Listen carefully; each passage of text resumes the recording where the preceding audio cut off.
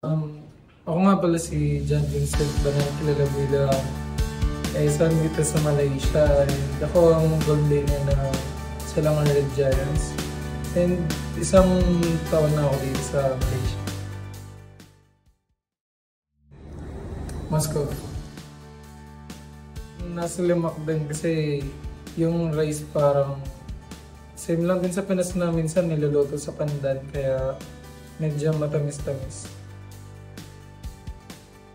Sinigang. Siguro sa MPL match namin.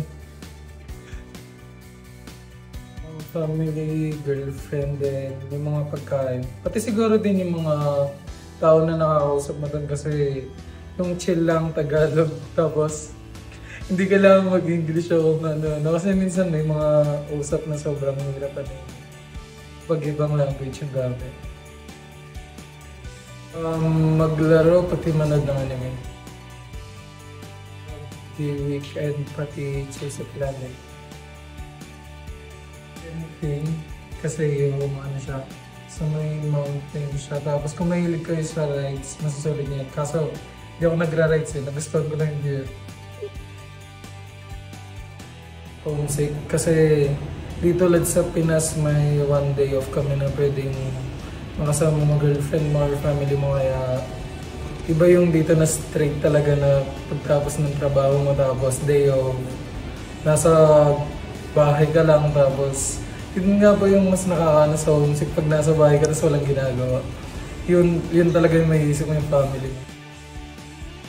Yung ibang words nila pati yung mga nilalaro ng mga bata sa daan. Kasi minsan pag naririnig ko sila parang ibang laro sa kanila, nilalaro din nila. Tapos iniiba lang minsan yung ibang ibang actions. Una talaga is sarili ko lang kasi sobrang hirap sa esports dati kasi hindi pa siya masyadong kilala. So yung parents mo gusto is yung normal na nakasanayan na mag-aral ganun. Pero once na napaintindi mo sa kanila yun, dun ka na nila isusupport. Kaya sobrang happy ko na masaya yung parents ko na kahit ganito yung ginagawa ko, puro laro lang, support pa din sila. Kasi kung gusto mo mag-pro, kailangan mo talaga mag-stop ng school kasi kailangan mo mag-all-in, maglaro ng madaming oras, minsan 16 hours na makatuto ka sa phone, gano'n. Kaya kailangan mo talaga pag-isipan kung willing ka ba talaga i-sacrifice lahat, and siguraduhin mo lang na hindi ka magsasawa at gustong-gusto mo talaga yung ginagawa mo para ma-achieve mo yung gusto mo.